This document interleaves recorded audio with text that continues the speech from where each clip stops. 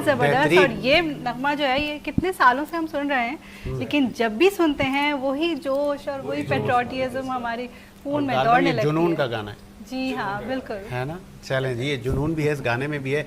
असद भाई, आईटी और स्टूडेंट भी हैं गालबन आपके पास, क्या हमारे असातिज़ा बच्चों को हमारे दो कौमी नज़रिए के बारे में और हमारी अखलाकियात के बारे में, 14 अगस्त की इम्पोर्टेंस के बारे में बताते हुए नज़र आते हैं, या अब जज्बा उनका ठंडा हो गया है? नहीं, बड़ा एक्टिव है माशाल्लाह। हर स्टूडेंट इस वक्त, छोटे से बच्चे को आप ले लें, 12 साल का हो या फिर वो एक 60 साल का क्यों ना इंसान हो, तो वो अपने उसका जज्बा अपना क्या नाम है पाकिस्तानी नगमे से ही शुरू हो जाता है।